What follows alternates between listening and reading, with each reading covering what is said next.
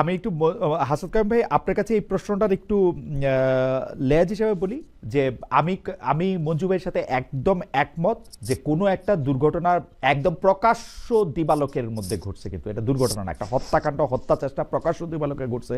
বাংলাদেশের প্রতি 500 মিটারের মধ্যে আমরা শুনছি যে পুলিশের সিসি ক্যামেরা আছে, অন্যান্য সিসি ক্যামেরাও আছে, সেই সিসি ক্যামেরাতে আমরা দেখতেও পাইছি যে এটা কি হয়েছে।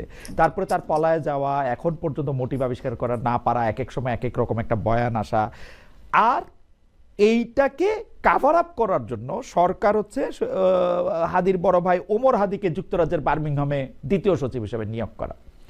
মানে এগুলি আসলে এই মানে আপনি নিরাপত্তার জায়গাটা থেকে আপনি নিশ্চিত করতে পারলেন না, আপনি কম্পেনসেট করতে যাচ্ছেন। মানে এইটা কিরকম আসলে যদি বলতেন একটু কাম ভাই। মানে এটা দুর্ভাগ্যজনক, এবং এগুলি আমি বারবার যেটা বলি যে আবারও ধরেন এই প্রশ্নটাই আসে যে এই এই কাজগুলি আমরা এর আগে দেখছি। এই কাজগুলি আসলে একটা দলীয় সরকার অনেক সময় আমরা দেখছি যে পরিকল্পিতভাবে এই কাজগুলি করছে। এখন এই সরকারকে আমরা আসলে এই সমস্ত পরিকল্পনার অংশ ভাবতে চাই না, কিন্তু আমাদের যেহেতু অভিজ্ঞতাটা এরকম এবং এগুলি যখন মিলে যায় তখন আসলে এগুলিকে এইরকম আগের সরকারগুলির মতো মনে হয়। এবং যখন এটা মনে হয় তখন নিজেদেরকে খুব প্রতারিত, হতাশ এবং দুর্ভাগা মনে হয়। আমরা বাংলাদেশটাকে আসলে রক্ষা করতে পারছি না। বাংলাদেশের জন্য যেই পথে যাত্রা করার কথা, রক্ষা করা তো দূরের কথা, যে পথটায় যাত্রা করার কথা, যাদেরকে সেই যাত্রায় আসলে আমরা পাবো বলে মনে করছি সাথে, তাদেরকে সেই পথে পাচ্ছি না, আমরা যাত্রাটা করতে পারছি না। এবং আমরা খুবই ভয়ের মধ্যে দিয়ে আসলে সামনে এগোচ্ছি যে আমাদের জন্য আরো বড় কোনো বিপর্যয়কর জিনিস অপেক্ষা করছে কিনা। এবং এই নির্বাচন এই জন্যই আমি মনে করি যে একটা অ্যাকসেপ্টেবল নির্বাচন হওয়া দরকার, যাতে আসলে এই ক্রাইসিসটা প্রলং না করে, এটা প্রলম্বিত না হয়, আমরা যেন এখান থেকে বেরোনোর পথটার দিকে আবার মুখ করতে পারি। কিন্তু এখন আমাদেরকে আগে একেবারেই একটা ধরেন তুচ্ছ অবস্থার মধ্যে দিয়ে যেতে হচ্ছে যে এই নিরাপত্তাহীনতা এমনকি আগের সরকারের মধ্যে এইভাবে ছিল না, আরেকভাবে ছিল। ওকে। তখন আসলে প্রতিবাদীদের জন্য ছিল, এখন ধরেন সাধারণ মানুষের, এই যে ধরেন সলিমপুরের ঘটনা, এগুলি অন্যদের মধ্যে একটা ভীতি এবং ভয়ের অবস্থা তৈরি করছে। এবং আমাদের সাধারণ লোকদেরকে, আমি ধরেন একটা এলাকায় নির্বাচন করতেছি, আমি একটা স্বতন্ত্র প্রার্থী, আমার, আমি কি বলবো, এটা এটা বলতে ইচ্ছেও করে না যে আমার একটা এলাকায় আমার কিছু লোকজন আছে, তারা আমাকে সমর্থন করে কাজ করে, আমার কর্মীদেরকে গিয়ে ঘরের ভেতরে তছনছ করা হচ্ছে। অভিযোগ কি আমি জিজ্ঞেস করার পরে বলছে যে আমার এই কর্মীর সাথে নাকি একজন ওয়ারেন্টের আসামি কে দেখা গেছে, এবং সেই ওয়ারেন্টের আসামি নাকি তার বাড়িতে আছে। ঠিক আছে, বুঝতেও পারে, কিন্তু ঘরদোর তছনছ করা কিংবা আরেক জায়গায় যাওয়া, এগুলি হচ্ছে একদিকে। আরেকদিকে প্রকৃত ঘটনা যখন ঘটতেছে তখন তাদেরকে পাওয়া যাচ্ছে না। অ্যাবসলিউটলি। এটা একদম পুরনো একটা, মানে পুরনো চিত্রটাই একই রকম। আমরা যে খুব হতাশ। কারণ আপনাকে অনেক ধন্যবাদ। আমরা যেহেতু আসলে একটা নির্বাচনের মধ্যে আছি, আপনারা দুজনই নির্বাচনের প্রতিদ্বন্দ্বিতা করছেন, আপনারা যদি আপনাদের, মানে আমার কোনো প্রশ্ন নেই, আপনারা যদি আপনাদের ভোটারদের উদ্দেশ্যে কিছু বলতে চান, প্রথমে মঞ্জু ভাই 1 মিনিটের মধ্যে যদি একটু বলেন, তারপর আমরা কায়েম ভাইকে 1 মিনিট শুনবো যে আপনারা আপনাদের ভোটার বা তাদের উদ্দেশ্যে, বাংলাদেশে যারা ভোট দিবেন তাদের উদ্দেশ্যে যদি কিছু বলতে চান। মঞ্জু ভাই। না, প্রথমত হচ্ছে ভোটারদের কাছে আমাদের একটা আবেদন যে আমাদের দেশে যে বলা হয় যে বিএনপির ভোটার, আওয়ামী লীগের ভোটার, জামাতের ভোটার বা এবি পার্টির ভোটার, এই যে পার্টির ভোটার, এই শব্দটা খুবই অপমানজনক একজন ভোটারের জন্য।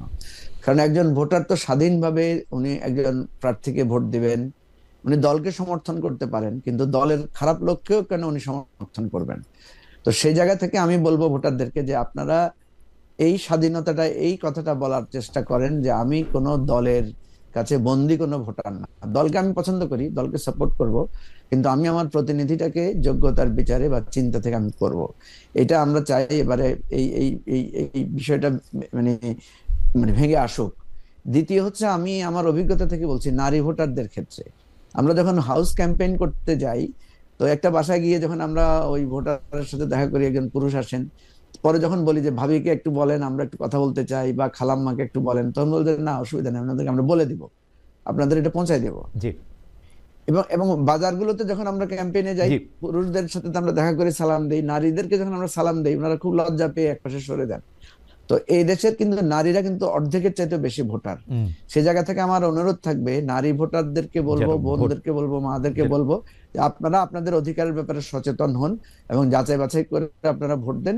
এবং নিঃসন্দেহে পরিবর্তনের দিকে আপনাদের চেষ্টাটা থাকা থ্যাংক উচিত। ইউ আপনি মঞ্জু ভাই, যদি থ্যাংক ইউ খারাপ মঞ্জু ভাই। খারাপ খারাপ রেজিমকে ওয়েলকাম করেন আর খারাপ রেজিমের দ্বারা শাসিত হবেন, এটাই তো হওয়ার কথা। থ্যাংক ইউ মঞ্জু ভাই। অ্যাডভোকেট হাসান কায়ুম, আপনি যদি ভোটারদের জন্য। আমি প্রথমে ভোটারদের একটু সমালোচনা করে পরে আরেকটা কথা বলবো। প্রথমত আমি বলতে চাই যে আমাদের এখানে এরকম একটা প্রবণতা আছে যে আপনি সবচেয়ে খারাপ লোকটার কাছ থেকে সবচেয়ে ভালো আচরণটা আশা করেন, এই স্ববিরোধিতাটা নিয়ে। মানে আপনি খারাপ একজন পরীক্ষিত চিহ্নিত সন্ত্রাসী কিংবা চাঁদাবাজ কিংবা আসলে এরকম দলের সাথে যুক্ত লোকদেরকে যদি আপনি নির্বাচিত করে আপনি আশা করেন যে সে আসলে সবচেয়ে ভালো কাজটা আপনার জন্য করবে, এটা তো আসলে হয় না। আমি যেটা বলি যে বাংলাদেশের প্রত্যেকটা দলের মধ্যেই, আমি দলগুলিকে দুই ভাগে ভাগ করে বলি যে বাংলাদেশে দুই ধরনের মানুষ আছে, সব দলেই মানুষের আছে। একটা মানুষ হচ্ছে জুলুমের পক্ষে, আর একটা মানুষ হচ্ছে জুলুমের বিরুদ্ধে। সব দলের মধ্যেই মানুষেরা আছে এবং তারা অনেক সময় এই গণ্ডিটা অতিক্রম করতে পারে না, দলের ভেতরে পড়ে যায়।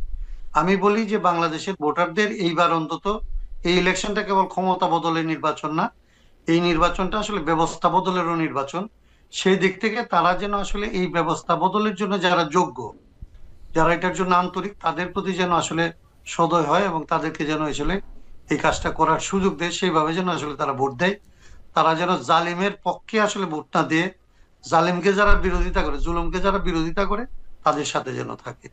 জনাব অ্যাডভোকেট হাসান কায়ুম, আপনাকে অনেক ধন্যবাদ। জনাব মুজিবুর রহমান মঞ্জু, আপনাকেও ধন্যবাদ। আমরা দর্শক, আমরা আজকে দেখলাম যে আসলে জামায়াতের সাথে জোট করার প্রশ্নে বা জামায়াতের সাথে জোট করার প্রশ্নে যারা বিভক্ত হয়ে গিয়েছিলেন, যারা আলাদা হয়ে গেছেন নিজেদের জোট থেকে, সেই জনাব মুজিবুর রহমান মঞ্জু এবং জনাব হাসনাত কায়ুম আজকে আমাদের সাথে থাকলেন, পরস্পর উপস্থিতে অনেকগুলি বিষয় তুলে ধরলেন এবং প্রশ্নের জবাব দিলেন, মতামত দিলেন। আমরা আসলে রাজনীতিতে এইরকম অবস্থান আসলে আমরা আশা করি। আমরা মনে করি যে আমার প্রতিদ্বন্দ্বী বা আমার বিরোধী পক্ষ যারা আছেন তাদেরকে আপনারা দেখেছেন যে তারা দুজনের প্রতি কতটা রেসপেক্ট নিয়ে কথা বলেছেন। মানে